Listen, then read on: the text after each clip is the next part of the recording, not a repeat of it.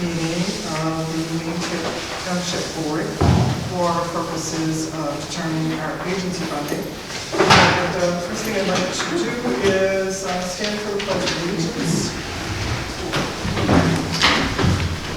Pledge allegiance to the flag of the United States of America and to the republic for which it stands, one nation, under God, indivisible, with liberty and justice for all.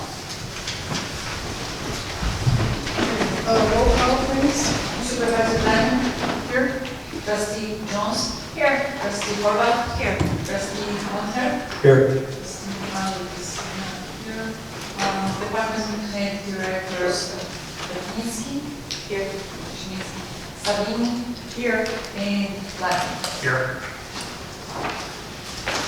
Okay, thank you very much.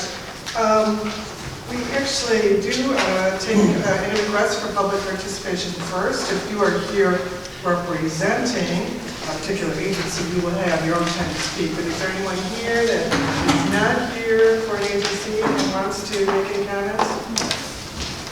Okay, all right, appears not. All right, then we will begin. Each one will have time to say a little bit about your organization. We've allotted 10 minutes for each organization. I suggest that you leave a few minutes of that 10 minutes for us to ask questions, if any. Does anyone have any questions of us before we begin? Okay, all right. Do we have a representative here from Lifespan? Yes. Would you like to step up to the microphone? Thank you. Good evening. My name is Amy Fox. I'm the Executive Director of Lifespan. I think most of you are familiar with Lifespan. I see lots of familiar faces. As you know, I'm sure you recall that Lifespan, we're a comprehensive domestic and sexual violence organization that really prides itself in providing 3 core direct services. And those are legal representation. So we have over a dozen lawyers full-time on staff who represent survivors in the area of family law. So we do things like divorces, and orders of protection, and civil no-contact orders, parentage, custody. These are some bold terms, but that's what most people are most familiar with. We also provide representation in immigration matters with relief that's available for survivors of domestic and sexual violence so that they can gain status independent from their abuser. We provide counseling, so we do individual and group counseling for our client survivors and their children. We also do a great amount of advocacy. So a large component of our advocacy services are helping survivors navigate the criminal court process. So we have advocates who work in a variety of courthouses, but most relevant to Maine Township are the Skokie courthouses and oftentimes the Rolling Meadows courthouse. So those advocates really help the survivors navigate that process, because if anyone's ever been to criminal court, maybe traffic court, as sure you can imagine that they're often run perhaps with the participants, the victims, not knowing much about what's going on in the system, and it can be extremely overwhelming. So we help them navigate that process. We do a lot of outreach and education. So we do anything from, a career fair or another fair, a community fair, as well as doing work in schools on in-services and presentations on healthy relationships and the cycle of domestic violence. We have, like I said, we have our Des Plaines office that you're most familiar with. At that office, we're lucky enough to have about 6 full-time counselors. We have 3 advocates. We have 4 attorneys. And we have some other support staff with our community outreach activities. Does anybody have any questions? I'll turn to the board members first. Any questions? To our staff members, any questions? Just a comment, we want to thank you for being available with referrals and the process. Always great to work with you when we send folks your way, so we appreciate that. Thank you, it's my pleasure. And I feel like it's very mutual, so thank you. Okay, all right. If there are no other questions, I just want to thank you very much for your presentation. Well, thank you for the opportunity and your continued support. I appreciate it. Thank you. All right, nice evening. move on to second agency on our list for tonight, and that is Jocelyn. Jocelyn?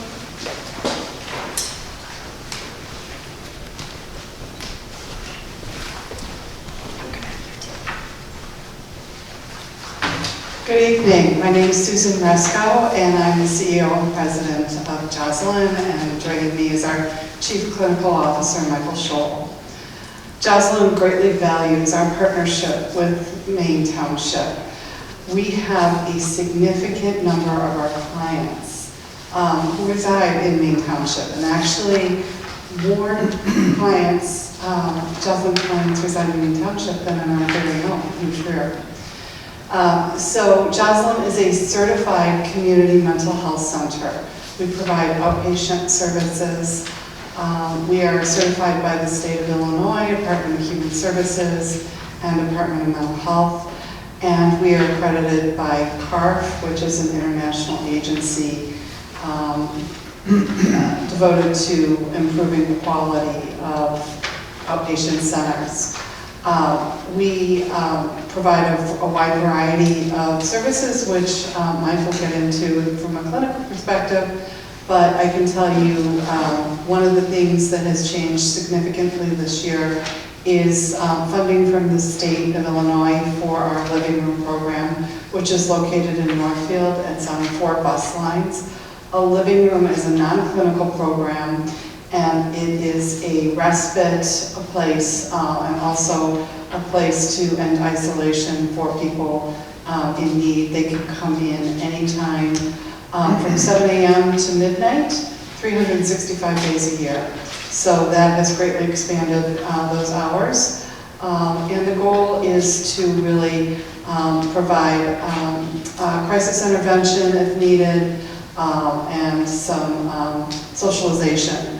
It is run by peer specialists rather than clinicians. So a peer specialist is somebody that is not clinically trained but certified and is living in recovery from their own mental health or substance use challenges, and then models their behavior and their goal and their recovery for others.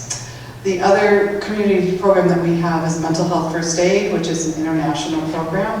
It teaches lay people the signs and symptoms of a mental health crisis and how to refer people to help. We have 3 different programs, one focused on adults, one for adults that work with youth, and then one for teens ages 10th grade through 12th. And I will hand it over to Mike to talk about our clinical programs. And also just for you, since the living room is of no charge, the living room is of no charge, and you can participate who does it. And also there are master level crisis workers associated with the living room. Someone can get access during the time. There's no charge to the participant. I think in looking at the services we provide, obviously you can see the numbers. Most of the clients that come to Jocelyn are obviously on Medicare or struggling financially. Most of them come for therapy or psychiatry. I think what kind of difference Jocelyn there, we probably have 8 practitioners, probably have 8 psychiatrists right here that are dedicated to providing quality care and to psychiatric care for patients. And also we have an intensive outpatient program where we're actually using transportation and taking kids from Maine to Jocelyn and the adolescent IOP. Basically it's a program that meets 3 days a week, 3 hours per day. It's very similar to Rogers or Compass in the for-profit world, one of those organizations. But we're finding a lot of kids who are struggling, who need extra support that the families can't financially get those. We also do a wonderful summer camp. Township also has a summer camp. It's called Camp Mika. It's a therapeutic camp that meets in the summer. Again, we're not charging residents for that particular camp. I sort of say we're thoughtfully kind of tricking kids. Basically, it acts like a regular camp schedule. They're going on field trips or doing things, but to the kids that knowledge, they're 8 through 12, they're getting a dance therapist for 1 hour, they're getting a movement therapist, they're getting an actual therapist. So there's someone helping these kids who socially can't necessarily make it a participant camp, but they need extra support, and we're providing them with that support. The other last program we have is an employment service program. Again, that's no charge to residents. If someone's looking for a job or employment, we can do the support of employment specialists to try to help them get employed. And we take them through all the process, interviewing, resume, after job support, and do all those kind of things to help people stay employed. Actually, open up any Any questions from board members? Can you tell me a little bit more about the living room? I've heard good things about that. Is that at your location, the living room, or is that a different location? Oh, no, it's actually at our Northfield location. Okay. The state has them spread out at different locations, but again, it meets from 7 to 12, I think, 7 in the morning to midnight. Again, it's kind of a peer-to-peer support model. But also, there are clinicians available to support someone in crisis. So the nice thing about that is whether you want to stay 5 minutes or you want to stay 5 hours, you want to stay 5 weeks. In that model, the reason they're calling it living room, it's kind of easier access to get help without a lot of bureaucracy, I guess, short answer to that. Yeah, thank you very much. And the second question, what other townships? You mentioned that a lot of your patients are here, but you're located in Northfield Township. But what other townships? We're in North Township. Sorry. Yep. You're in New Trier. And you list that you get about $500,000 from townships, but I don't see it listed. Do you know what those other townships It's are? on page 3. So the top 3 are Northfield, New Trier, and then Maine, of course, Wheeling Township, I'm missing a couple, Maine Township, which is Highland Park. I see it now. So we're at 90 and Northfield Township's at 260. Well, and New Trier's at 200. That's what I'm worried about. Okay, thank you. Any questions from our staff members? Have you, it looks like you've been very successful at raising a lot of money through fundraisers and grants. Could you talk a little bit about that? I think recently you received a $3 million grant from Lake County, and recent fundraiser generated about $350,000. Can you tell us more about those efforts and where that money goes? Sure. So the funding from Lake County was through the American Recovery Act. It is dedicated for our Waukegan location. We purchased a building. We've been renting up there. We purchased a building, and we are going to be renovating the building. It was built, and then there was a complete shell on the inside. So the money will go to fill out the building, as well as launch an IOP, an intensive outpatient program. The fundraiser that we just had, that goes to support our general operating. So we need to raise about 20% of our budget from fundraisers and foundations. As far as funding goes, do you ever encounter a situation where you have to turn away clients that live in a certain area or township because there's too much of a gap in funding there, or do you generally continue to accept anybody who comes to your doors? That's a really good question. And as we demonstrated in the packet, the amount of services that we're providing, Maine Township has gone up over 400%, and the funding has not kept pace to that.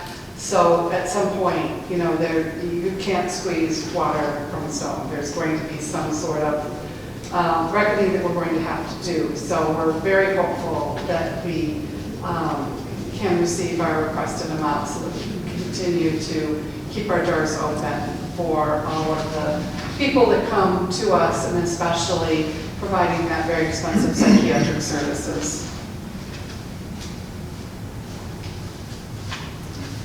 Are there any services for which, when an individual comes to you, you have to let them know there's a waiting list?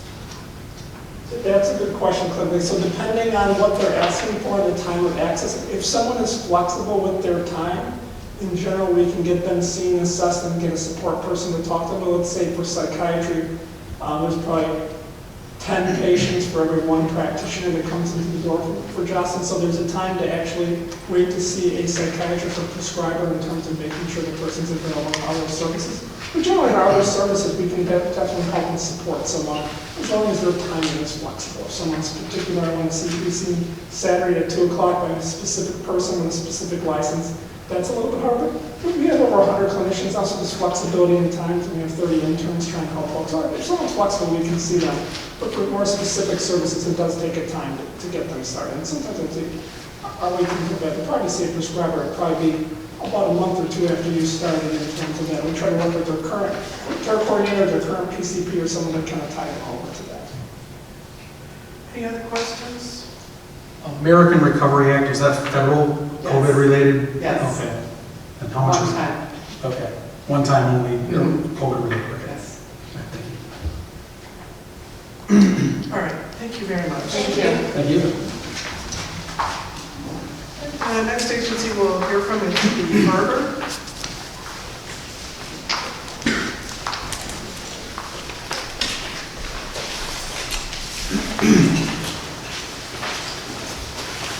Good evening, everyone. My name is Melody Rose. I'm the Executive Director at the Harbor. I'm joined by my colleague Jessica Wright, our Program Director. I'm thrilled to be back before you again this year as the Harbor has existed for 53 years, 40 of which have been within the Maine Township community, and very excited to report back about how our services have been expanding specifically across Maine Township over the past year. Just historically, the Harbor provides emergency shelter and transitional housing programs to young women, trans and non-binary youth, ages 12 to 23.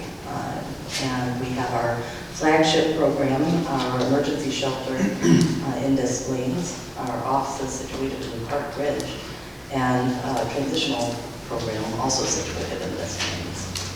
And as we've learned over the years, starting with emergency shelter didn't provide enough stability for longer-term needs for young people. So we added the transitional living programs to provide up to 24 months of assisted care and life skills development, budget, financial management,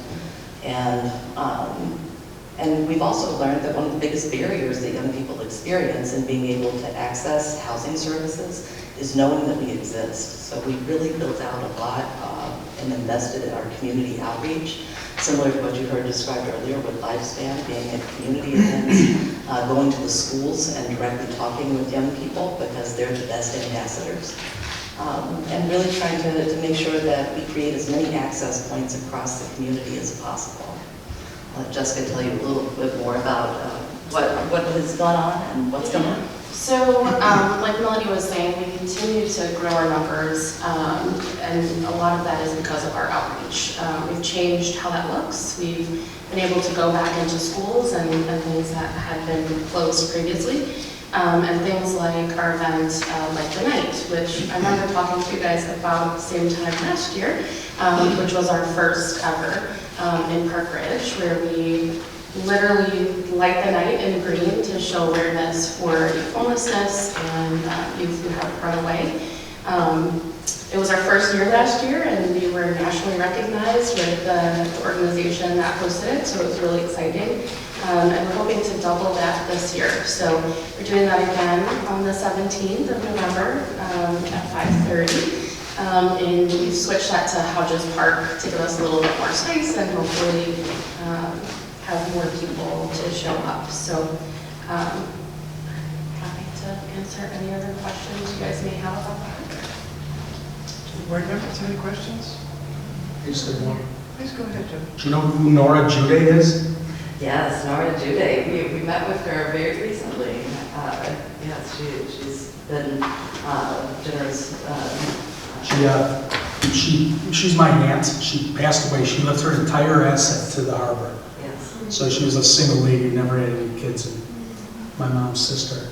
So the message got out, which I don't know if anyone's left their entire estate to one charity, but she did, and everything to the Harbor. So Did. And so she got your message, that's for sure. we did preview among this group and among friends that generous request has allowed us to explore art. And she'd be glad to hear that. She'd be glad to hear that. 6 sisters, and then 5 sisters. She was the only one that didn't get married, have kids, and lived her whole life alone, basically. So she's a good person. She was a lot of fun. She's done that. So, Any of the staff members has any questions or? All right. Is there any others? Okay. Thank you very much. Thank you. yeah, thank you. Our next agency is Turn flyer for the, like the, we leave a few, maybe one up front? Yeah. Yeah, I'll take Thank one. you. Yeah, thanks. Love to see you there. Our next agency is Turning Point Behavioral Health Care Center.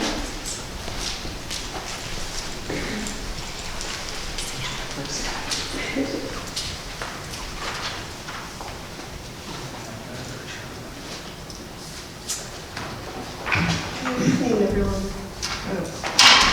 Want to introduce yourselves, so we can, Oh, it's okay. My name is Jennifer Saltz. I'm the Development Director at Turning Point Behavioral Health Care Center, and I'm here with my colleague Julie Rooney.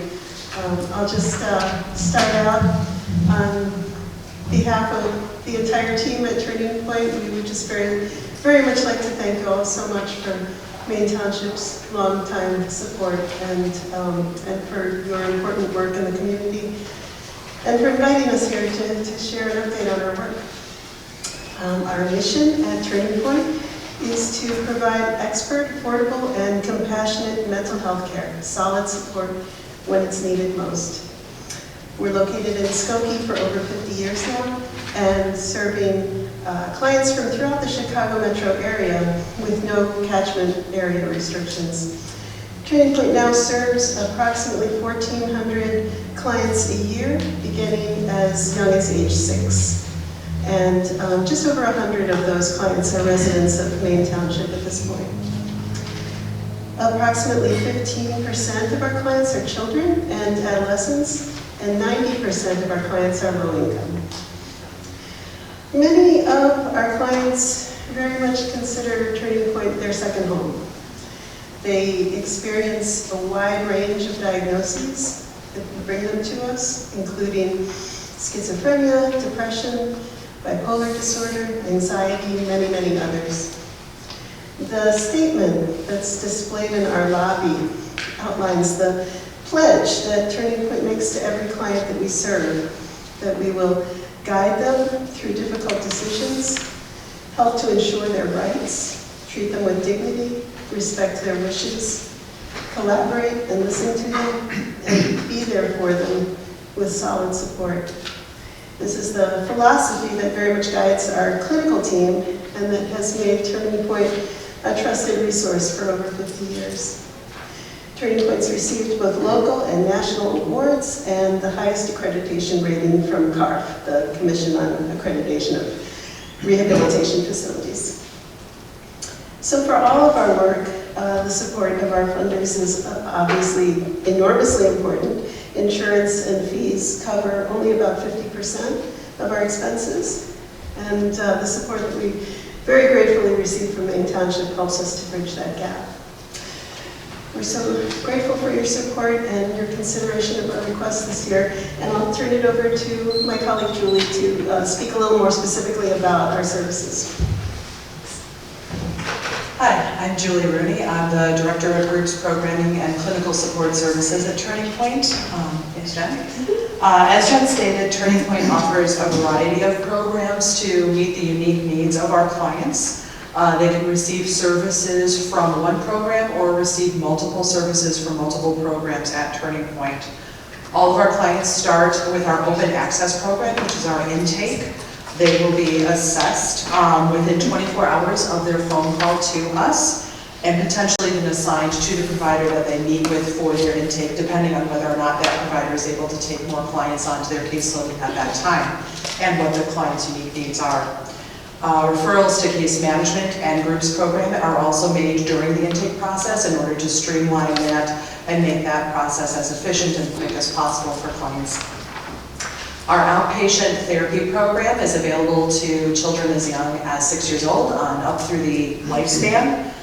Clients can receive individual therapy, couples therapy, family therapy, and group psychotherapy. And we see a wide variety of disorders, everything from adjustment to life stressors, post-traumatic stress, on through more severe and chronic mental health issues such as bipolar disorder and schizophrenia.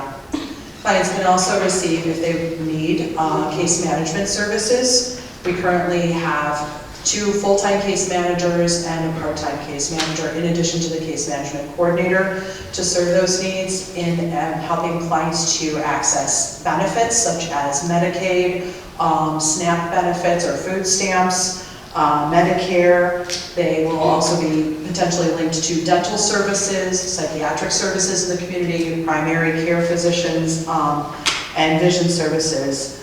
In addition, we assist clients with things like food pantry, connections, and housing.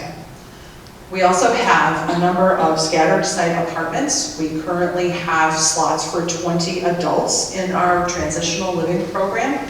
Our program is structured so that it will provide clients with the support and skills building that they need in order to live independently in the future. Typically, they transition out of our program in approximately 3 years to a subsidized housing program such as HACC. During the time that they're with us, they are provided with services such as case management, individual therapy, and groups in order to build on those skills. We also have, my personal favorite program, the one I administer the most closely, is our community support groups. We currently offer approximately 35 groups running throughout the week, Monday through Friday, from roughly 9 a.m. to 3 p.m. Our groups are geared to assist clients with severe and chronic mental health issues, to learn life skills, to socialize, to learn about community resources, and to become more integrated within their community. We will help clients learn how to budget, how to cook, how to form relationships with one another that are mutually beneficial, how to interact socially more appropriately and respect boundaries, so that they can be productive members of society. In addition, we support them through vocational services such as Impact by connecting them with those resources. Currently, we offer in 2 different crisis programs. Like Jocelyn, we have a living room program, so I won't go into too much detail about that. They're pretty similar. We also currently offer a mobile crisis response team. This team will be available 24/7, 365 days a year, beginning in 2024. They are currently available. I'm not sure entirely about their hours, but I want to say they start around 8 a.m. and go to 8 p.m. And they provide crisis services both to in-person, in-house crises, as well as in the community. They serve Niles and Northfield, Evanston, and New Jersey townships. They help assess for suicidal and homicidal ideation, and they are also currently involved with receiving 988 calls. Our living room is expanding to the Evanston area in 2024, and will also be available 24/7 at the Skokie location in 2024. Our living room is staffed by clinicians as well as peer counselors and offers face-to-face support for clients who are in crisis. During the past year, we have added mobile crisis to our list of programs available, continue to pursue setting up our living room in Evanston. All of our services have transitioned back from our COVID days of doing a lot on Zoom, which I am really ready to be done with personally, back to being in person. We have trained 8 staff to be benefits support specialists. So what this means is that those staff are able to assist clients who wish to return to the work world and also maintain access to their benefits at the same time. And we are currently fully staffed for providing individual therapy, couples therapy, and family therapy. We look forward to continuing our partnership with Maine Township. Thank you so much for your time. Okay, do board members have any questions? I'm sorry if I missed it. Is the crisis mobile response, is that available in Maine Township? It's, I'll let you answer that. Or will it be available in Maine Township at all, or? you know, I think with all of the mobile crisis response teams, they have been given defined boundaries, and I think the 988 service is still in process of Defining those boundaries, yeah, of defining those boundaries and of getting up and rolling fully.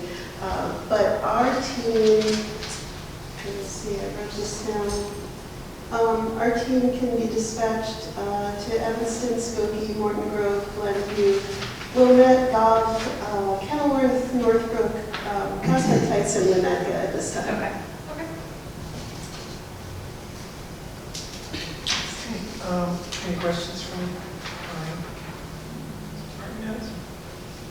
Thank you. Thank you. Thank you very much. Comprehensive presentation. All right. I'd like to bring it out from Pam Wynn.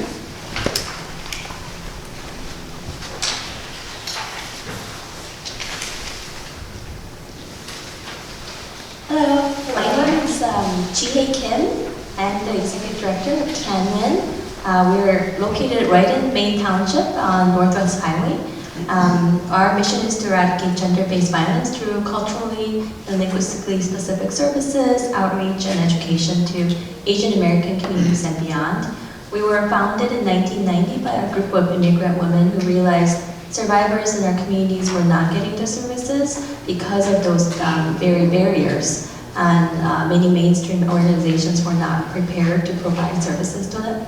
So they started their own hotline, 24 hotline, when it was a landline, and it was a volunteer-run agency for like 10 years, and then it became an official nonprofit organization. And we have started in Chicago, but we moved to Des Plaines in 2004 because the Asian American populations were growing and moving towards the north and northwest suburbs. And now we see 90% of our clients in our Park Ridge office, and of course we provide hybrid or virtual options as well for our services. And this is our actually first time applying for Maine Township because we just didn't know about it. But we're great friends with Lifespan and providing comprehensive services for domestic and sexual violence survivors. Our services include 24-hour multilingual hotline. It is all run by staff during the work time, and then volunteers during weeknights and weeknight evenings and weekends. And our volunteers and staff, we speak Korean, Mandarin, Mongolian, Tagalog, Spanish, and other Asian languages. And we very much always use our language access as well to accommodate survivors who don't speak English. That is followed by crisis intervention. We accompany our clients, advocate on behalf of clients, interpret, translate. It's a lot of accompanying and being physically there for our clients to navigate all these systems that many immigrant survivors either don't know about or have lots of fears about, and we help them navigate that. And many of our clients come to us with immigration issues, many of them undocumented, limited English proficiency, never had employment in the United States before, no credit history and things like that. So we have to take it one by one to address those barriers. So our case management caseworkers help our survivors do that. And then that is followed by support group, actually tonight's last support group of the fall session that is being held right now, and individual counseling, children's program as well. Many survivors, not only there's a generational gap between their children, but also immigration gap and all these different language barriers that we have to help them facilitate their relationship building, trust building with each other, as well as school advocacy, going to the school together and talking to the teachers and school administrators to help deal with the types of situation they're facing. Another program that we do is transitional housing program that pays rent support for up to 2 years, rent and utilities. And many of our clients do choose places in the suburban area, and we have a couple of clients in the Maine Township area. When they choose a community that they want to live in, we help them with finding their apartment.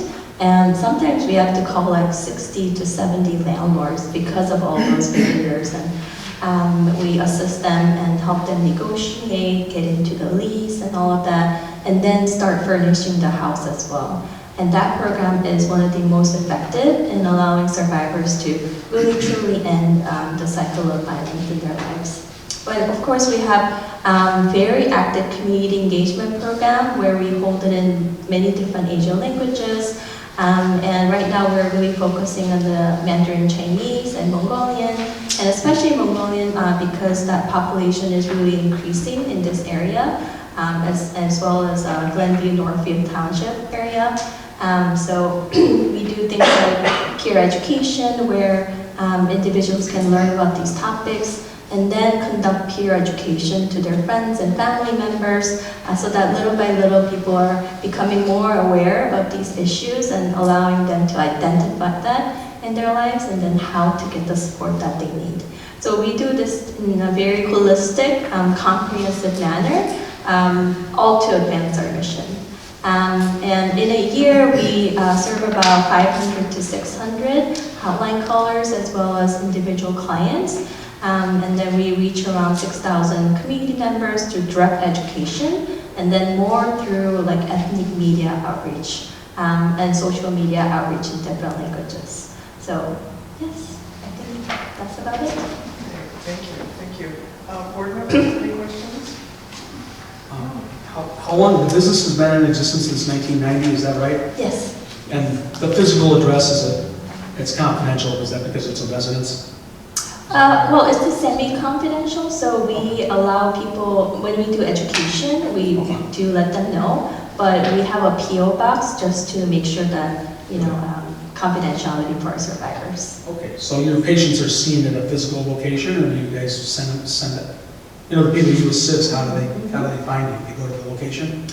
They can come to our locations, but if sometimes it's unsafe for them to travel, then we choose a safe location around their area to meet, like a local library or something like that. Sometimes schools as well, they let us use their rooms, or we go directly to courthouses like Skokie or Rolling Meadows. I see. So yeah. a lot of it's field work, where you go to Field find work, your people that you help. Yes. You And find them then and send it to you, right? virtual counseling is also very popular, especially with children. It's harder to travel and arrange all of that, so a lot of clients really, after the pandemic, they've been really enjoying the virtual options. Okay, all right. Thank you. Mr. I have two questions. One, it says you received $15,000 from other townships. Do you recall what other townships provide support already to you financially? Northfield Township provides the support, Elk Grove Township, Palatine, and Vernon Township. Thank you. And then on the first page of the application, you listed the cost of services as zero, but obviously you do have costs involved with serving 70 Maine Township clients last year. I just was curious about that. Oh, maybe that's a typo. Oh, I think I understood it as how much we charge them. No service fees, yes. But definitely there is a cost, yes. Sure, if I provide a revision for that? If you're able to figure it out and just email it to Evan, that would be useful information. Sure, thank you. Yes. Any questions aside from those? Thank you very much. Thank you. Thank you. Thank you. I brought materials. Should I get? Yeah. All right. You live with me. We'll now hear from the Children's Advocacy Center.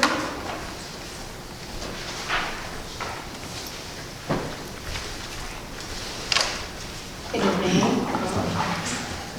My name is Melanie Cagnati. I'm the Chief Executive Officer at the Children's Advocacy Center of North and Northwest Cook County, CAC. I've been in that role for just 16 months, a long 16 months.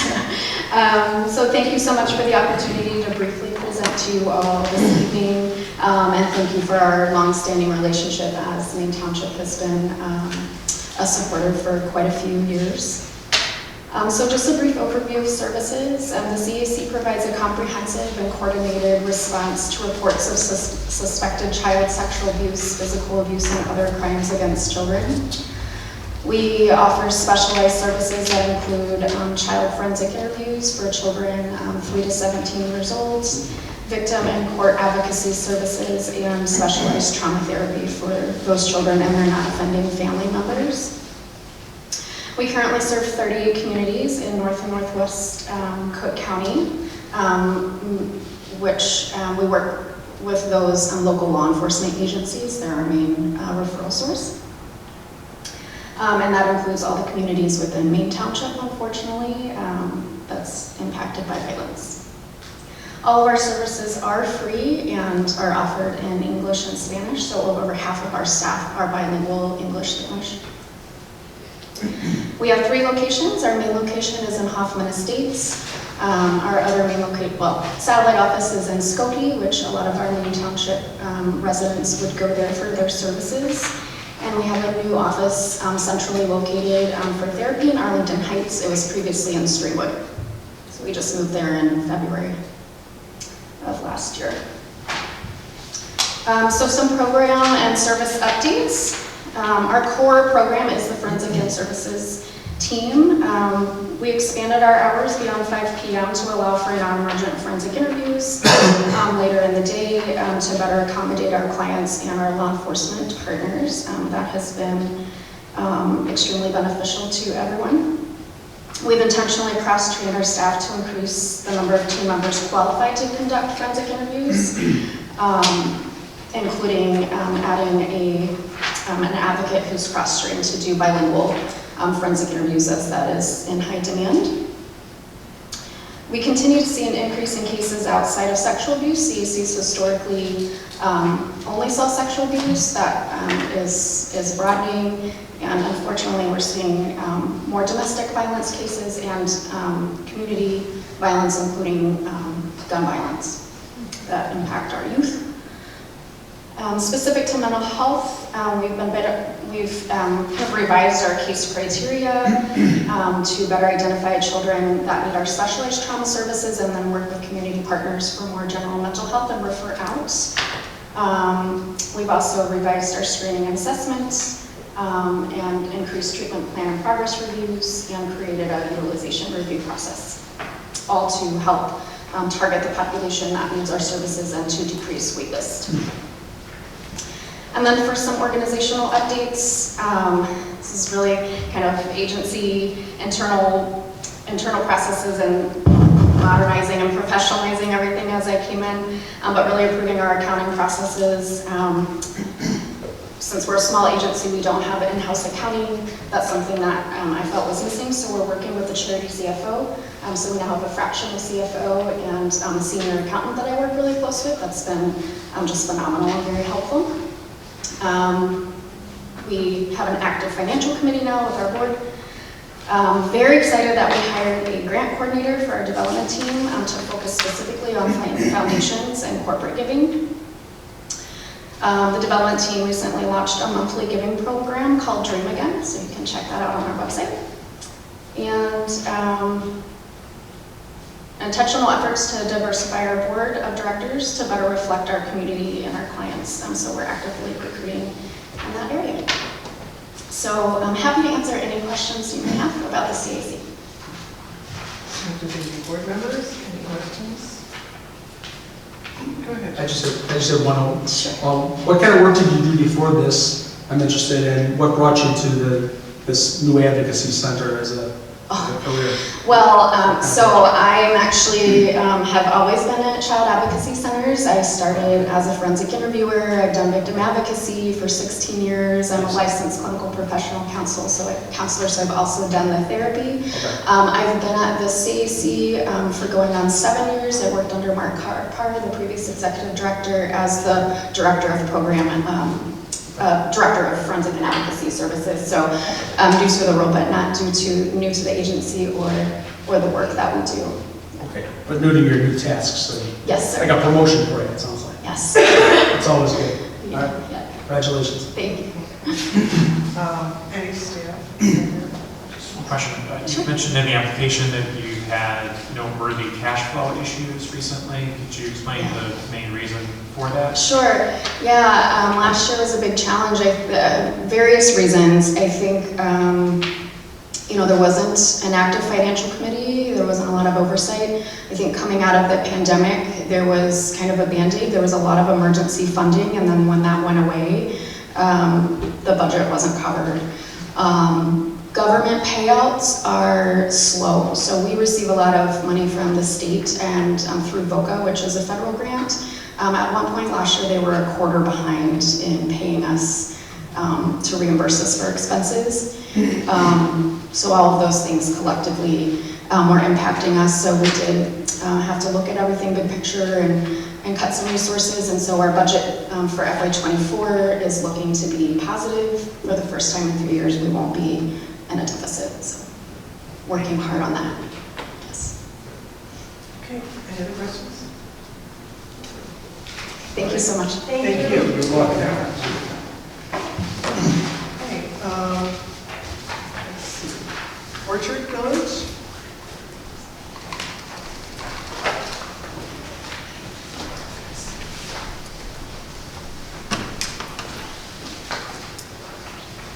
Good evening.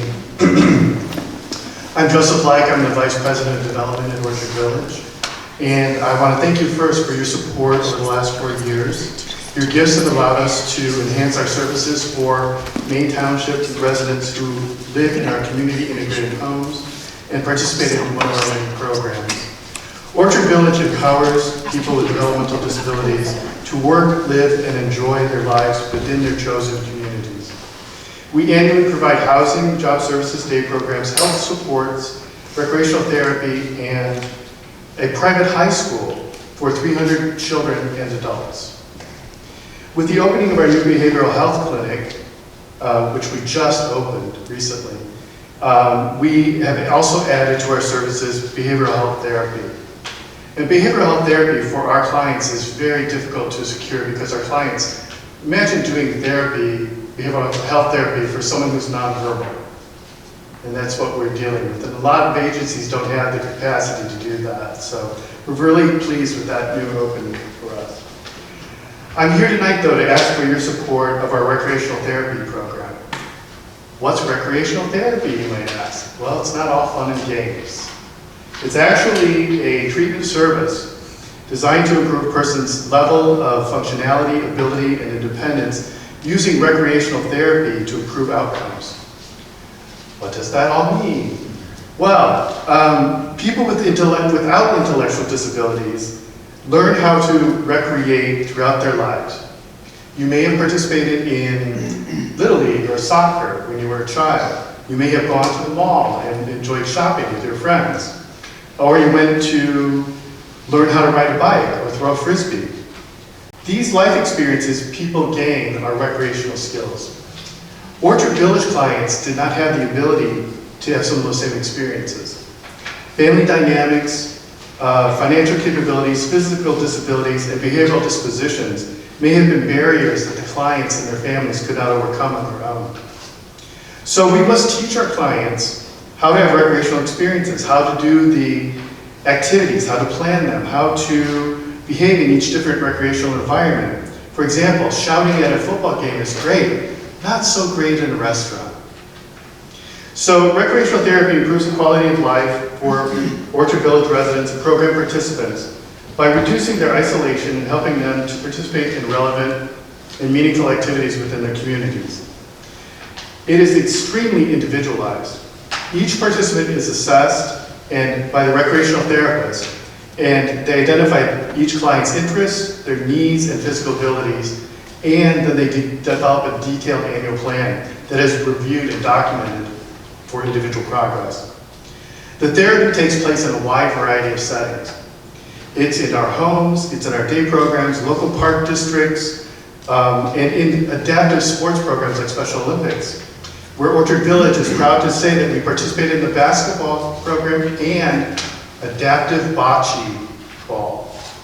It's really fun to watch the clients do adaptive bocce ball. It's really fun.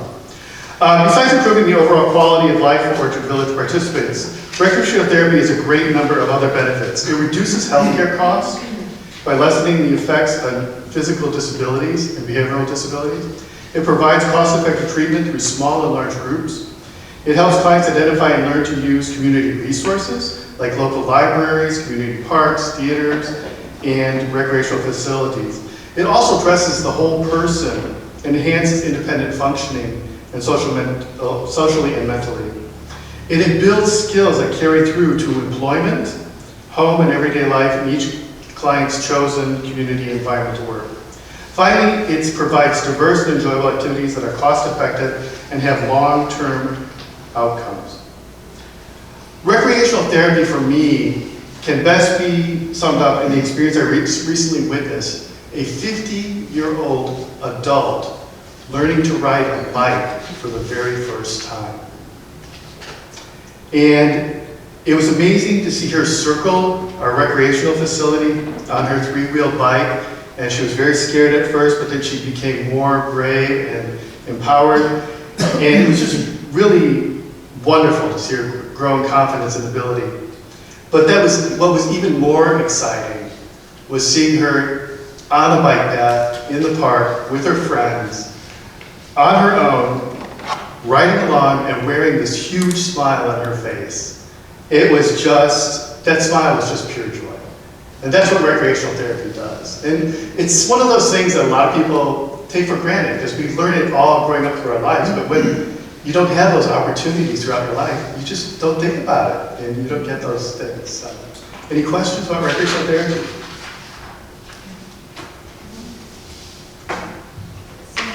Thank you very much. Oh, wait, just one minute. Oh. I thought you were just asking about recreational therapy. Oh, no, you asked about Does anyone have what any general questions? You read my mind, I was asking about seniors, that's interesting. Okay, go ahead. What recreation, so that was it, you read my mind. You answered, riding a bike, that's a good example. Oh yeah, it was really wonderful. And it amazes me that somebody at 50 didn't learn how to ride a bike. But when you think about it, her family may not have had a three-wheel bicycle or they didn't have the ability. She could have been living in a different environment. So to see her out in the park, enjoying the bike was just wonderful. Any questions in general from staff or board members? Okay, all right. Thank you very much. Thank you very much. We'll now hear from the Maine Niles Association of Special Recreation.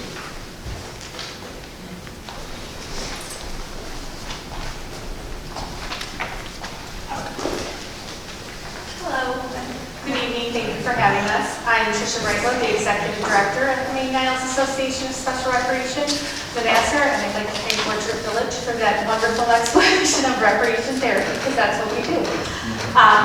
We were formed in 1972 and celebrated our 50th anniversary last year. But special recreation associations are unique only to Illinois, and it's actually legislative formation of at least two units of local government, usually park districts that come together to provide this agency that then serves individuals with disabilities within that service area. So we're an extension of 6 park districts in one village, providing recreation programs just like a park district does, but all for individuals with disabilities. We serve Morton Grove, Niles, Des Plaines, Park Ridge, Gulf Maine, Skokie Park Districts, and the Village of Lincolnwood. The Maine Niles Association of Special Recreation provides individuals with disabilities access to meaningful and life-enriching recreation and leisure opportunities. We use our member park district facilities for a lot of our programming, as well as going out in the community. And our programs range from general recreation to day camps, adapted sports, also Special Olympics, competitive sports, art, after-school, fitness, social. We still have some online programs. We have one online program every day. Those actually proved to be very popular during COVID, and so we still have those going as well. In addition to our programming, we provide inclusion assistance to the park districts at no cost for the individual. And what that is if a child, usually it's a child with a disability, registers for a park district program like aftercare or day camp or sports, but they can't participate fully because of their disability, we help figure out how that can happen. A lot of times it's through training the park district staff, providing resources. It can also be training and inclusion aid to work in that program, to help the program include them. We are funded through our member district contributions, which is tax-based, our programming fees, and then grants and fundraisers. Typically, we offer over 650 programs annually for over 1,300 individuals, children, and adults with disabilities within our service area. 45% of individuals participating are from Maine Township. Our full-time staff consists of many CTRSs, Certified Therapeutic Recreation Specialists, which is the national certification that requires a degree in therapeutic recreation. We provide a lot of benefits in our programs.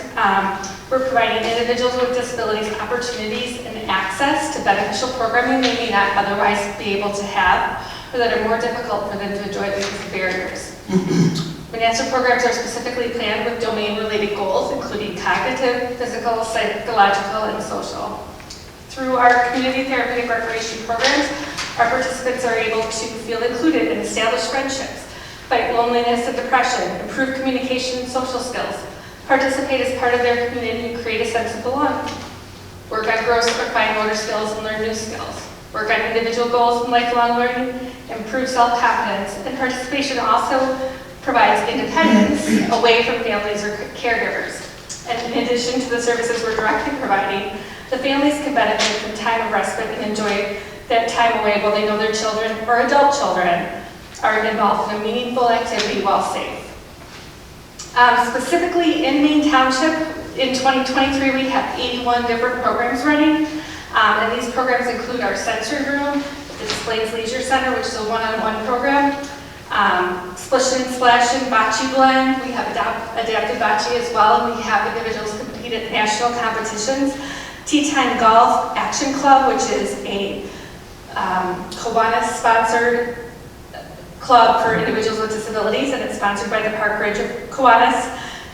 We have day camp at Chippewa School using Chippewa Pool. We have daytime playtime, Zumba, Special Olympics basketball, and displays, and a whole lot more.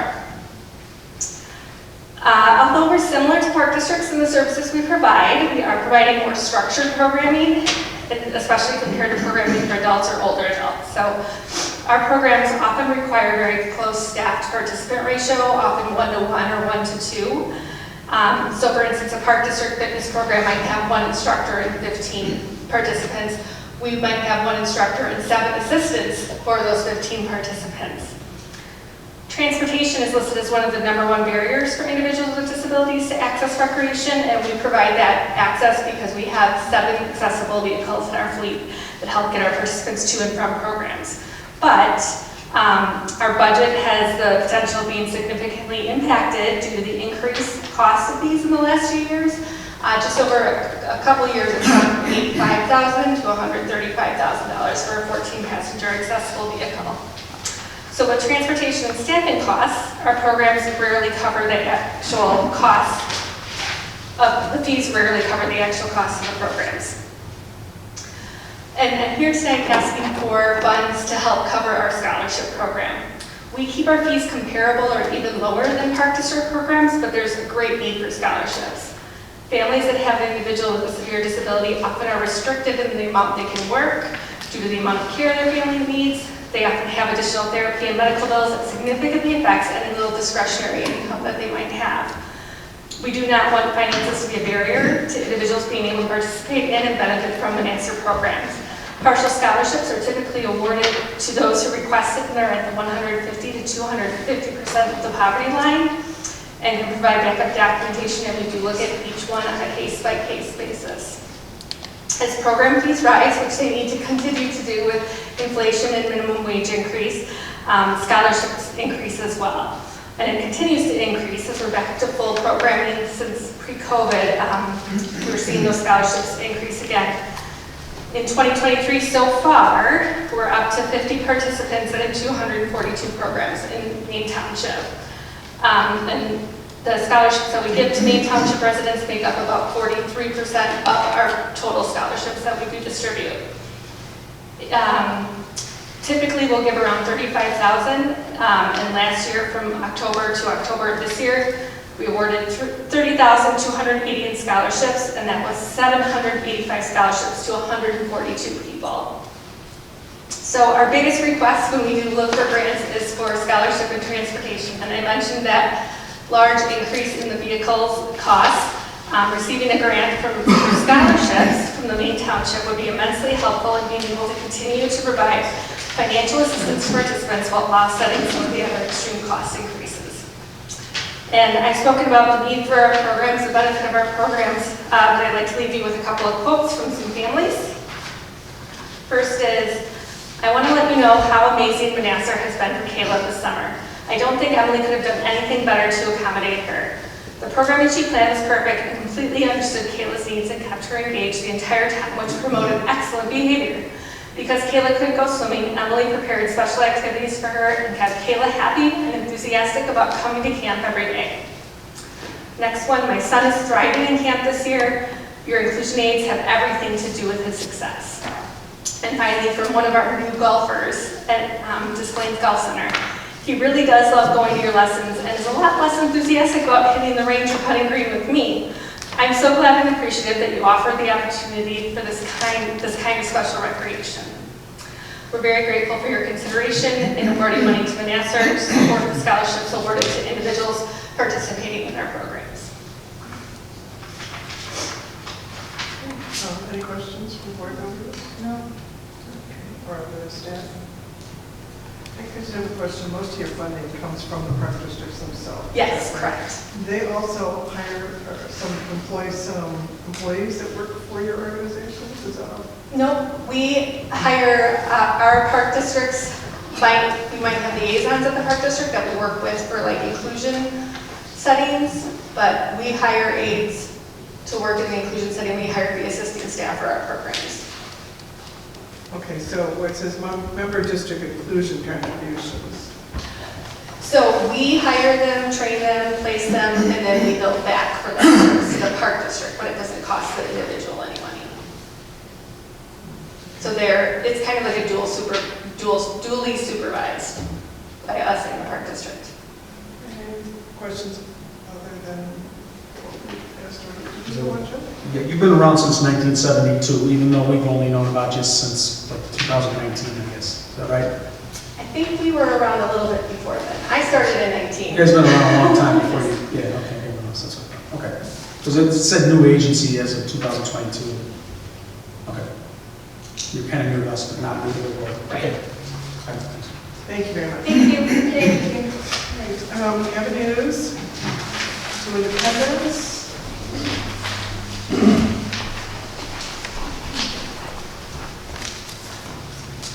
Hello, I'm Stephen Cray.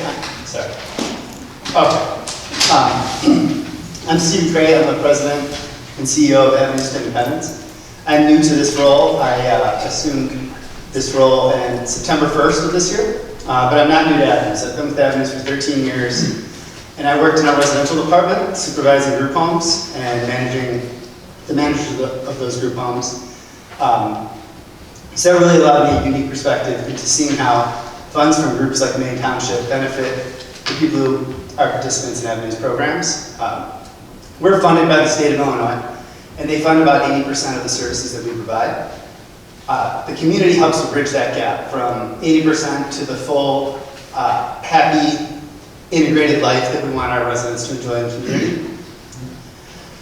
Avenues provides both residential and vocational services to adults with disabilities in Maine Township.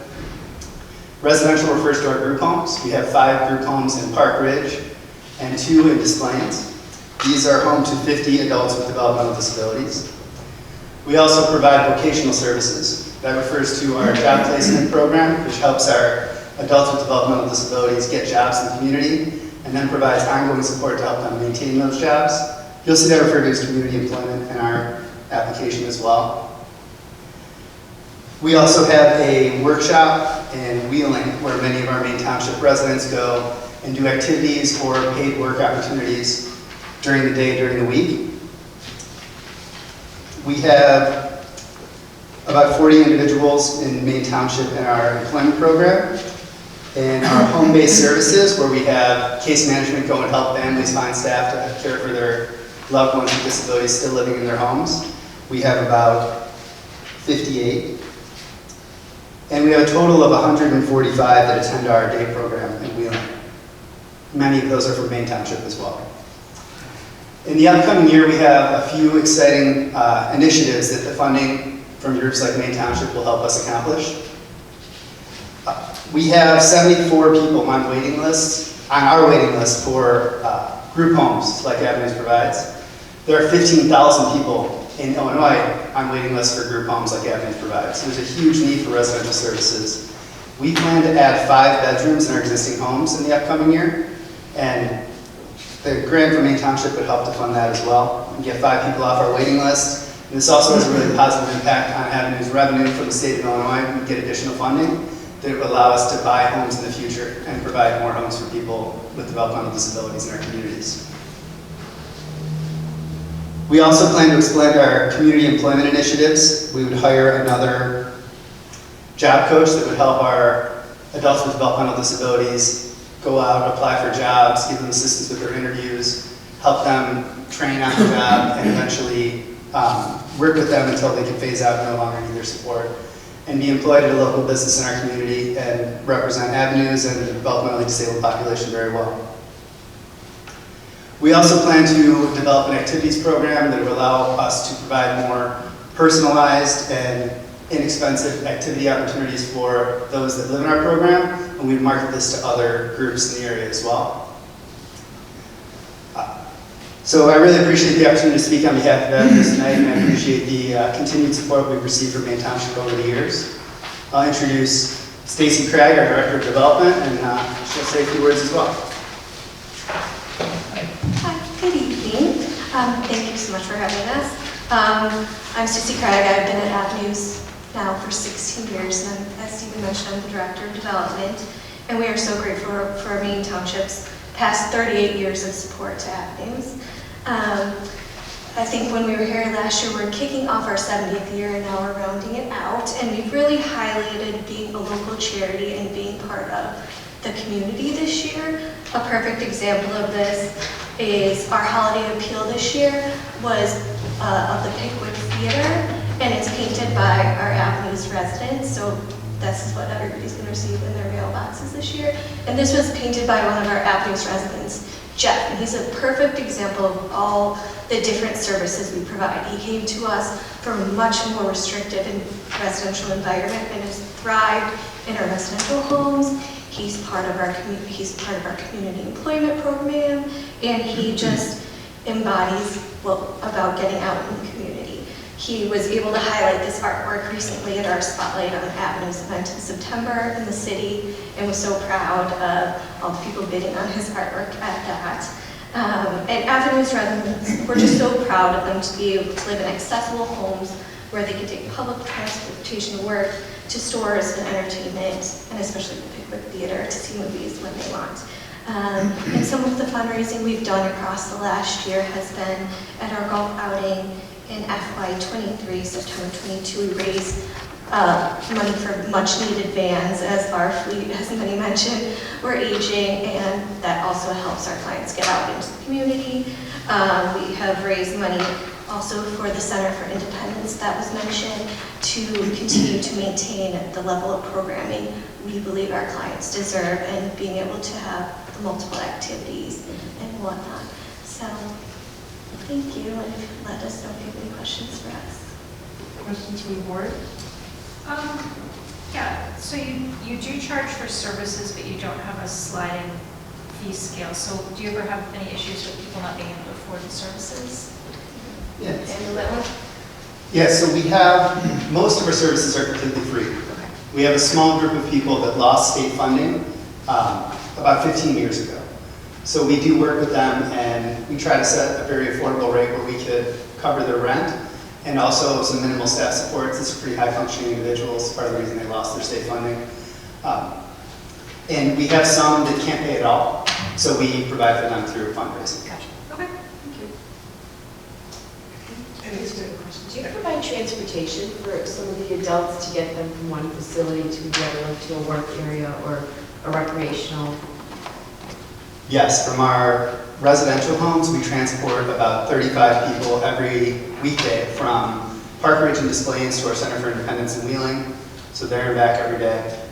We help people get to their doctor's appointments every day and to their jobs in the community as well. So yeah, we do a lot of transportation. We have a 14 vehicle fleet. Thank you. Any other questions? Thank you so much. Thank you. The Oakton College Educational Foundation.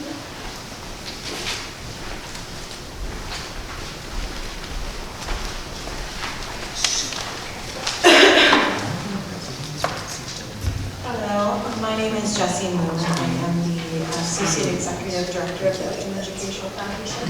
I've been in my role about 2.5 months. But I'm really thrilled to be here with you, and I think this is the first time that the College Educational Foundation has presented with you. So I hope I can cover a lot of ground tonight. So we're the community college, and we exist to serve 450,000 residents of District 535. That includes Des Plaines, Park Ridge, Niles, Glenview, Morton, and Rosemont, among other municipalities. And our program offering is split between 2 campuses. Could you maybe hold the mic up? I can't hear you very well. I've never been told I'm quiet before, so that's a new one. Is that better? Yes. Okay, thank you. So at Oakton, you're going to find traditional college students that are coming to us directly from high school, but you're also going to find single parents, full-time employees, career changers, English language learners, non-credit students getting certificates and licenses. But all of them are people coming to us to build a better life for themselves and their families. Our tuition is a fraction of the cost of many colleges, but the cost of education still remains a barrier for many students. Add that to the ever-rising cost of living, and it quickly becomes too much for many of our students. And a flat tire or, a sick kid, their college career is going to be one of the first things that they're cutting from their budget. So the Educational Foundation is committed to keeping college affordable and accessible, a commitment we continue to realize because of generous partners making thoughtful investments. I'd like to share with you a story of a Maine Township resident who enrolled at Oakton to achieve their educational goals and who directly benefited from scholarship support. Camille just finished his first year at Oakton, and he plans to attend for another 2 years before transferring to a 4-year university. The scholarship he received through the Oakton Educational Foundation is helping him achieve his goal. I'm going to share in his own words that he's allowing us to present today. It is truly an honor to be awarded with this scholarship. It's a great feeling being recognized for all the hard work I've put in. Even community college was a scary topic for my mom because of the price. But with this scholarship, I've been given permission to join, and I'm able to pursue my education while also having more money to put back into my family. Community means a lot to me, so being a Des Plaines native for as long as I could speak, going to Oakton was a no-brainer. Driving past campus just about every day on my way to work, I see a promising future, always staying true and staying close to where I grew up. My mother immigrated from Poland with no education, more than a high school diploma, and she taught me what it was like to have nothing. I really envy her drive, a lack of fear with moving to a new country and not knowing many people or knowing the language. That's why I've taken it upon myself to strive for higher education, to show them that all their hard work in raising me and their other children has paid off. And this scholarship is truly helping me achieve that goal of making her proud. So it's on behalf of students just like him that we request Maine Township's investment in providing scholarship support and wraparound services to Maine Township students. In the last academic year, 2,555 students were from Maine Township enrolled at Oakton. Of this, 76 either persisted in their studies, graduated with a certificate or associate's degree, or transferred to a 4-year institution. And so that completion rate is higher than our average. The persistence rate overall was 72%, and students from Maine Township was 76%. So with grant funds, our hope would be to allocate $45,000 restricted to scholarships for students from the township, and $5,000 would be extended to critical wraparound support. So our students come to us with a whole host of barriers. We have a caring closet on campus. We have trained medical professionals, nurses, crisis counselors, mental health counselors. All of that is available at no cost on campus.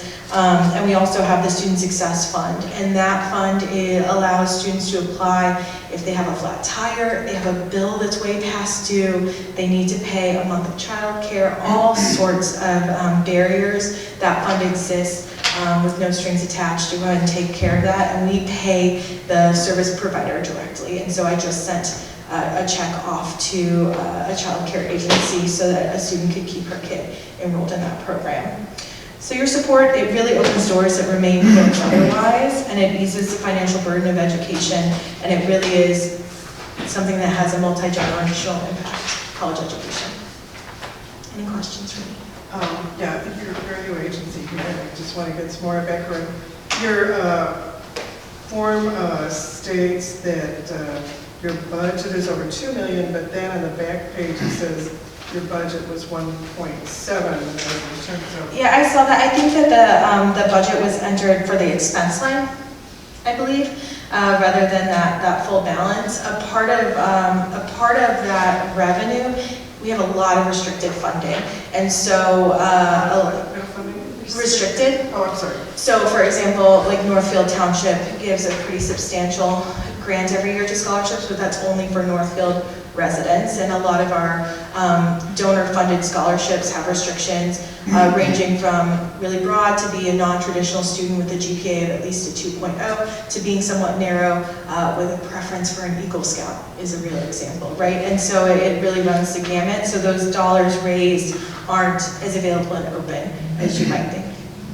And how many townships fall within Oakton's boundaries? I'm not sure how many townships fall, so we go all the way up to Winnetka. Des Plaines is our western boundary, and of course the city of Chicago is that sort of southern boundary. So New Trier Township, Niles Township, the village of Skokie, Evanston Community Foundation are all sort of creating funding there. And Northfield, as I mentioned. And how do you decide who gets a scholarship? So we have an application process, so students to apply, so they have to raise their hand. That's a part of their admissions, and many of our faculty actually assign their students to apply for scholarships. We've tried to remove as many barriers as possible. It's not huge essays, you're clicking what criteria you meet, and that's all a part of the application process. And then part of the criteria, because we talk about donor-funded scholarships, is around, okay, are you an Eagle Scout? Are you formally justice system involved? So we're matching that criteria up with the donor intent. And so should you elect funding, we would be matching up students from this township with those scholarships, and it's based on need more than academic merit, but some donors do choose to restrict by academic merit. Other questions? Yeah, I have a couple of questions. It says you're the Oakton College's philanthropic arm. That's right. So, in the last page, Karen asked you about the revenue. I mean, Oakton Community College gets revenue from tax money, real estate tax money, right? So this budget is just the arms budget, is that right? We are a separate 501c3, we're a separate entity, similar to most state universities and other community colleges. We have to maintain separately. Okay, so the charitable 501c arm, that's their revenue, not Oakton Community College. Correct, right? yes. Mm-hmm. And your affiliation with them is, as you said, you're a separate 501c charity, separate from the college itself. Yes, and we have a the foundation has a governing board, and we have an MOU with the Board of Trustees of Oakton College, which is an elected board. Okay, thanks. And this is the first time you've come to Maine Township for a request. That's correct. Right. Even though OCC has been around a long time, right? That's right, the early 70s. Yeah. Oh, okay. We actually dropped community from our name in the last year, so I'd be getting a slap on my wrist if I didn't say we're Oakton College now. And I'm glad you told me that. I thought it was just Maine Township tax people that pay for that. No, it's not all true. the district, including Evanston, New Trier. Why did you drop the community out? So that was a decision of the Board of Trustees, and again, I'm 2.5 months in, so I might be missing some nuance here. A part of that decision was around the stigma of community college. I've heard the phrase joked in, I've heard the 13th grade. If you haven't been on our campus, please come, I'll give you a tour. You will be very impressed. Yeah, my husband went there many years ago. And I graduated college with a ton of student debt, and I think people are really realizing the value of community colleges, and so dropping community has really helped us have conversations that we weren't having before, including with high school counselors. And you said that some of the other funding is limited by having a grade point average in terms of qualifying for the scholarship. Is there anything that if somebody gets a scholarship saying they have to maintain a certain grade to keep it? So, well, they have to be in good academic standing, and so there are certainly students that do sort of exit and then come back. That's a pretty common thing with Oakton students, or with our students. So yes, but most of that GPA requirement is really based on the donor intent. So there's some that have 2.0s and there's some that have a 3.5, so it really depends. All right, staff members?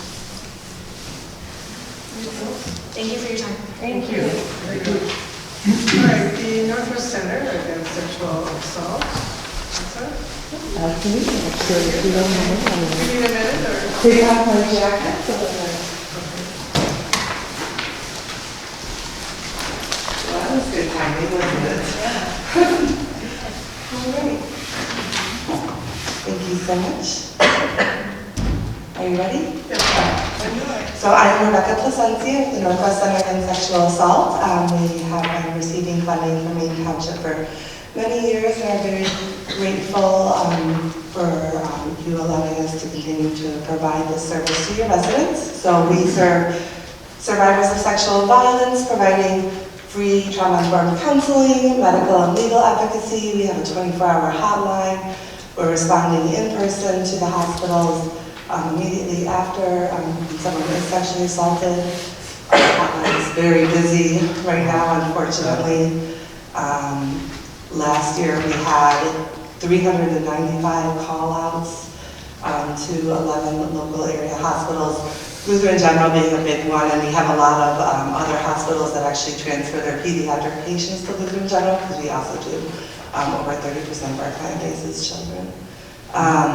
So this year we are requesting 10,000. We are requesting an increase. What has happened this year, I think a lot of you have done this many years and have heard our spiel, but one of the big things that happened this year that's kind of new for the agency is that across the state of Illinois, the federal funds were cut by 51%. So that was a $9 million deficit to all Illinois rape crisis centers. And so even with that deficit, we were able to keep our staff, we were able to evaluate our resources, evaluate our vendors, to make sure that direct service, is still our #1 priority.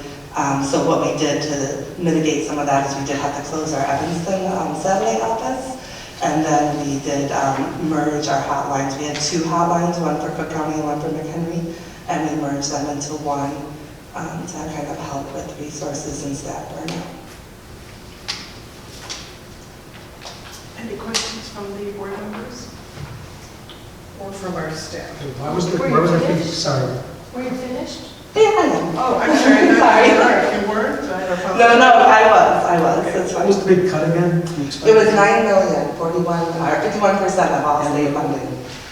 So the state cut it back? Is Well, that it was for budget? federal funding. It was for the VOCA fund, which is the Victim of Crime Assistance. So it's a federal benefit that flushed through the state. Is that right? Yes, and unfortunately, VOCA is the largest funder of sexual violence services in the state. So for us locally, it was about a $350,000 hit on our annual budget, which when we only are doing a $1.4 million, that's a pretty significant chunk. I didn't hear anything. That's interesting. We do have an article that was put out in the Daily Herald about it. I was interested we can forward that on to everybody. Is that Trump law, or what administration was that Biden? I'm getting too political in it. Yeah, there definitely was some choices by past administrations that assisted with the VOCA funding completely, yes. I won't hold that against you. Yeah, thank you. Answer it. Okay, please. Okay. All right, thank you very much. Thank you so much. Glenn Kirk? Glenn Kirk's not here at the moment. All right, is anyone here from the Center of Concern?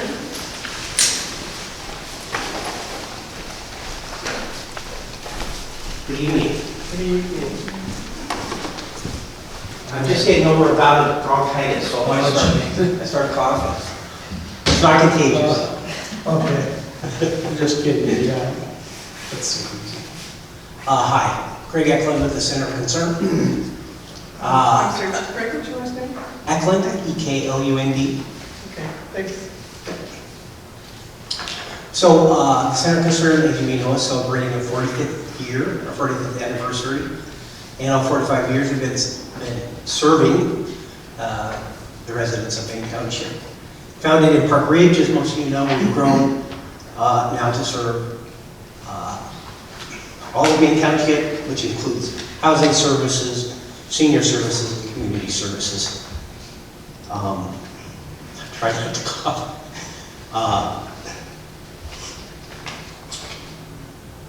So last year, the Center of Concern expanded our services. We had 2 new programs we added.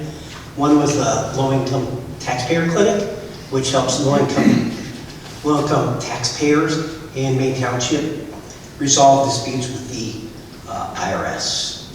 And the other one we have was the TCE program, which is the Taxpayer Counseling for the Elderly program, which prepares taxes free for older adults. Other than that, we do all the housing, senior program, like we've done for the last couple of years. I made it without coffee. I want to, though, so bad. You made you self-conscious. Yeah, I did. No, Awful way. I'm sorry. What was the second one? The second new service that you? Tax counseling for the elderly. Okay, thank you. Yeah.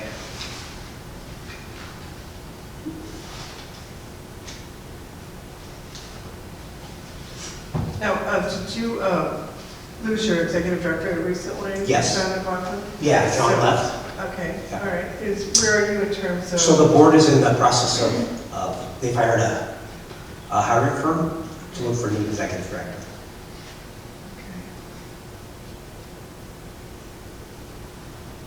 The sooner they hire one, the better. I'd be so happy. Probably, you would normally be here, you were as a Correct. second, is that correct? Gotcha.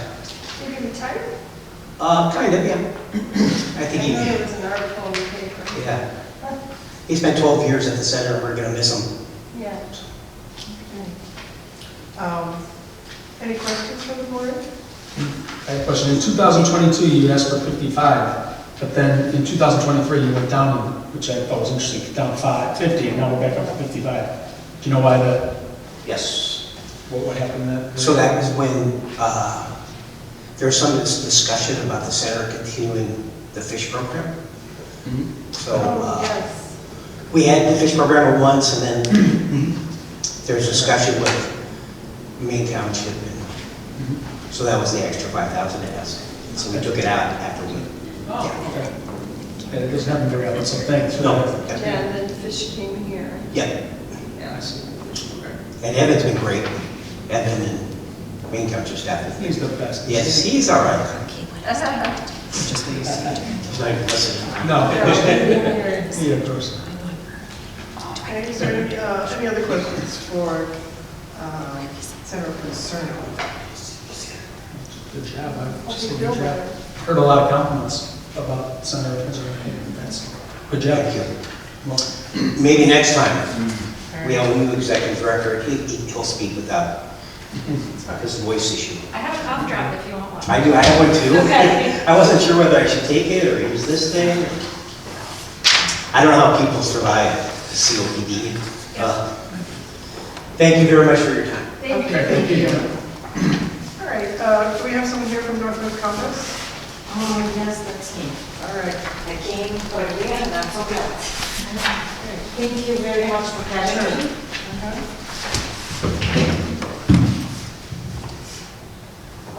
Good evening, I'm Sonia Ardenov, I'm the Executive Director of Northwest Campus. We have been in service for more than 35 years and we serve the Northwest community, and obviously it's like a residents of Maine Township. We do have a building that is located downtown Des Plaines that we house people that have been homeless or previously homeless at the moment, or like experiencing some kind of housing insecurity in the past. That we do have 8 apartments in this building, and we house, obviously it's like a clients that receive like a variety of services, including solution-focused case management, career coaching, variety of individual counseling and budgeting, money management, life skills, and so forth. They could stay with us for up to 2 years. They pay a percentage of their rent towards the apartment, and in the meantime, it's like they try to learn some skills, develop some stability, change the trajectory of their life. And even though, as you know, we live in a very affluential community, unfortunately there is a lot of people struggling from food insecurity, housing instability, and even homelessness. As a provider of any type of like a homelessness prevention, diversion, housing education, and so forth, we receive calls from a call center that was created a couple years ago. And this morning I got the stats of the call center. They usually give us like the top 10 zip codes in our area that have residents asking for help.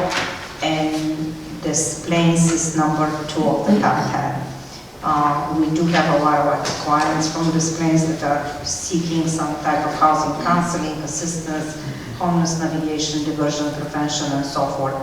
The easiest way for me to explain about our services, we kind of divide it in 3 different categories. Housing is probably the biggest one because it's like, as I said, it's like includes like 4 different housing programs, one for domestic violence victim, one for youth 18 to 24, one it's permanent supportive housing with people with disability and long-term duration of homelessness, and the transitional living program is the building that I said that we have in this Plains.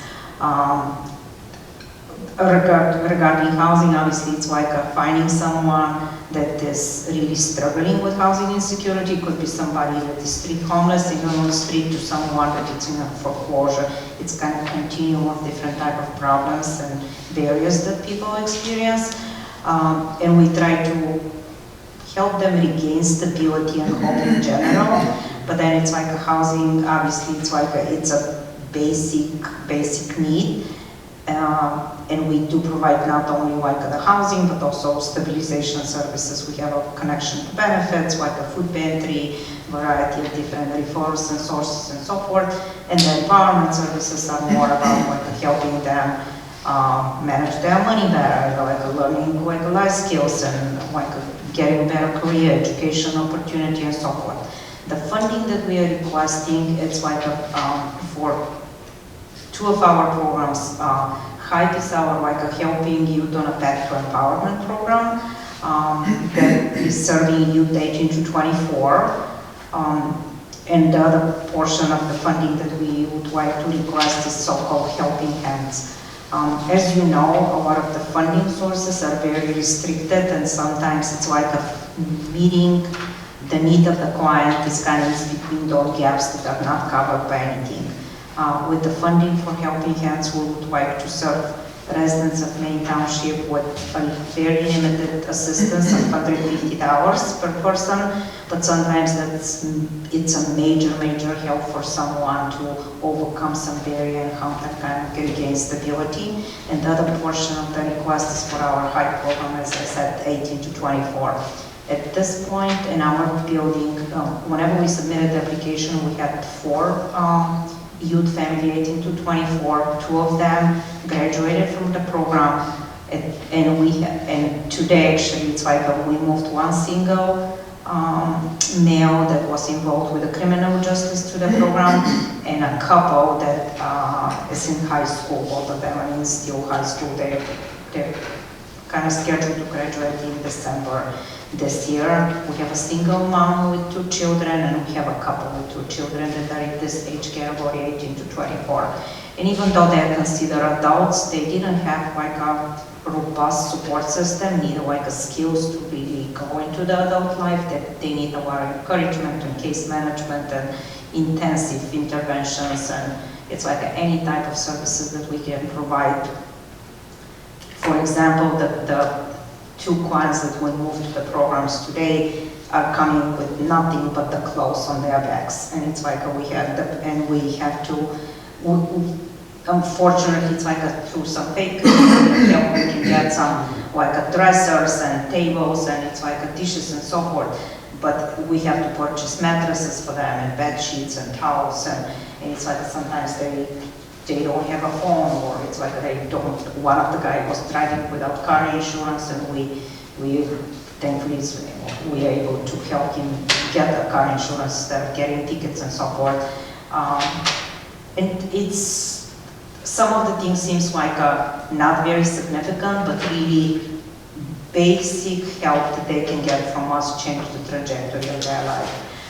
And I didn't plan to say anything about like a client testimonial and so forth, but it's like I saw the other 2 people doing this, and I was like, oh, we received a letter from one of the persons that just recently graduated from our program, and I won't spend so much time, but it's like he he was a difficult client at the beginning, and after he graduated, he keeps coming to get food pantry from us.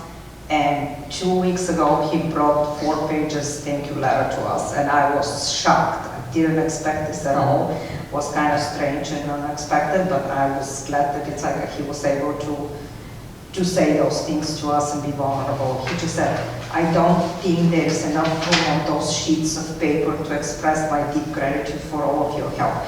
2 years ago, when I walked through those doors, I was completely in despair. I had lost everything, my home, my job, my relationship, my motivation. I couldn't further that there is an organization like this that goes above and beyond for their clients. The compassion, the patience that they show me is unmatched. In the beginning, I was a wreck, unable to trust anybody, and maybe a little bit too hard to work. I laughed at this. It's like, oh my God, you work. But that didn't stop them from doing all they can do to help me mentally, physically, financially. I want to send a special thank you to all, and I'm not going to read the rest, but it's like that was a really touching letter, and it was greatly appreciated. I don't know how much time I have been there, just always. Maybe the board members have some questions. Any questions from the board members? Or how about from our staff members? Any questions? All right. I think we're good then. Thank you very much. Thank you very much for your support. Thank you. Thank you. All right. Glenn Kirk is here. Glenn Kirk? Yes. Okay, you want to come on up?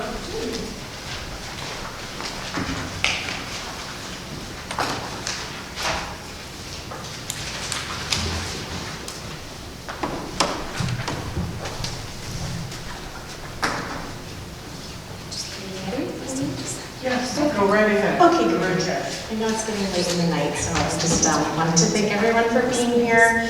I'm sure that you've heard a lot about the needs within the township this evening, and we appreciate you making space for Glenkirk. My name is Kim Berenberg. I'm the CEO at Glenkirk. I have worked at the organization since 1999. Glenkirk provides residential, day, clinical, behavioral health, and respite services to people throughout the Northern Cook and all of Lake County that have diagnoses of intellectual and developmental disabilities. This year we are asking for support of 2 programs that have been growing over the past few years. Our behavioral health clinic, which was a newly licensed program in 2021, and our respite program. Our behavioral health clinic was designated specifically to provide supports to individuals with intellectual and developmental disabilities that have a dual diagnosis of a mental health disorder. A lot of times that those with intellectual disabilities cannot find specialized mental health services that meet their needs. We have 2 art therapists, a music therapist, and a dance movement therapist on staff, so that we can provide creative arts therapies, engaging people to build social skills, to manage symptoms, and to be successful in the community. Ultimately, the mission of Glenkirk is to keep people in community placements close to their family or with their family of origin. Our respite program provides intermittent relief to caregivers, primary caregivers who are providing 24/7 care to their child or sometimes their sibling, adult sibling with a disability. By providing respite care, we're not only financially helping the family, but we are helping the family unit stay intact by preventing burnout, helping family members have a break from caregiving, and hopefully encouraging those members to remain with their family. Maine has supported Glenkirk for many years. I think you're familiar with our programs, but I did want to open, as these are, the behavioral health clinic in particular is a newer program. I didn't know if there were specific questions about that. Well, I'll open it up now. Do the board members have any questions about the behavioral clinic or any aspect of what you discussed? No. Thank you. Staff members, any questions? Okay, I think we're fine. Thank you. Okay, thank you so much for the opportunity. I appreciate it. Okay, all right. There are resources for community living is the last one. They were on our schedule last week, or our last meeting. So I think our packet would have those that application in our last week's packet. Would that be right, Evan? Correct, yes. I've read that carefully already, so I might have to. I've read your stuff carefully. Okay. Before, go ahead. There we go. All right. Yes, thank you. I'm sorry that I had to reschedule the last meeting. No, that's okay. We just had to find the application in the packet. I had it. I looked at it already. Anticipation of it. Yes. Thanks. Thank you for having me. And thank you for supporting our organization since 2003. So there were a couple of years missing in here, but it's been almost 20 years, so thank you very much. My name is Sandra DeBona, and I am the Interim Executive Director at Resources for Community Living. We provide affordable housing and support services for our clients in the north and northwest suburbs. We currently have 6 clients in the Maine Township area. We provide services such as transportation. A lot of our clients do not drive. I should have mentioned, our clients are developmentally and or physically disabled, and so many of them do not drive. So we provide transportation to doctor's visits, to the grocery store. We provide nutritional assistance, cooking classes, we help them with money management. And we go to their homes because most of them do not drive. We do not charge a fee for our services. Everything is free to our clients. Again, most of them are low income, and we don't believe that our services should be limited based on their income. We offer once a month, we get all of our clients together for a social event, and that provides them a little companionship and camaraderie with the rest of the clients. We did experience some turnover this year. Our longtime executive director retired at the end of October 2022, and then one of our caseworkers wanted to become executive director, and we gave her that opportunity, but after about 8 months, she decided it really wasn't for her. So I've been the interim executive director since June, and we currently have 2 candidates in the running for permanent executive director. And so I'm hoping that you will continue to fund this very needy organization. We are a very small organization, but we fill a very big need. Okay, thank you. Are there any questions from the board members or from our staff members? All right. Thank you very much. Thank you very much for coming by this evening. Yes. Okay, that concludes the list of agencies that we have to interview tonight. I have a question for our staff, which you may or may not be able to answer now or later. At least one of the applicants referred to their agency is receiving restricted funding from, I think it was another township, meaning that their funds can only be used for residents in the township. I'd like to know if we've ever done that in the past. Oh, we have. Okay, thank you. Can answer my question. Kim, what do you recall about that? Have you, we recall the details? I know they were doing some construction, and we specifically said they could not use it for that.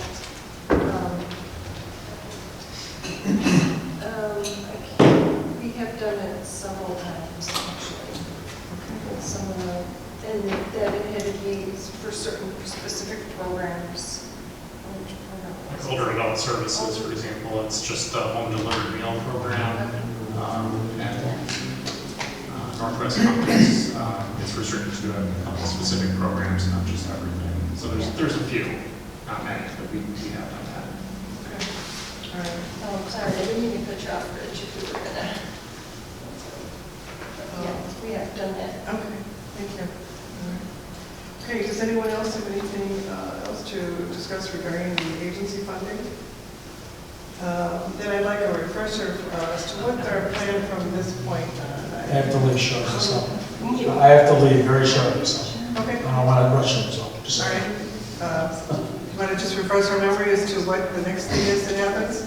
Yeah, so next is gonna be, I guess the document, so staff, we're gonna do their personal recommendations. Yeah. That'll be in the next board packet for November, so then you all get to see the staff's recommendations. After, then I'm with sorry, did the, you say for November or December? for November, you'll get our recommendation in the November packet. All right. Then you're gonna send me your personal recommendations after that November board meeting. Ideal date is by December 8th. I'll also send an email 4 days ago, but December 8th, you'll send me your numbers. And then we collect them all, and then December 15th, tentatively, is when we, staff will do the consensus recommendation.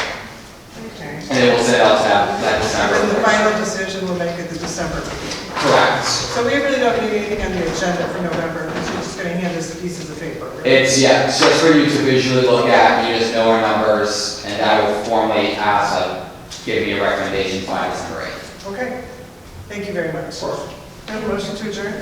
Motion to adjourn. Second. Okay. Roll call? Supervisor Dunn? Yes. Trustee Jones? Yes. Trustee Paula? Yes. Trustee Marcus? Yes. And department head directors, Daczynski, Lyon, and Sabine. Yes. All right. Thank you very much.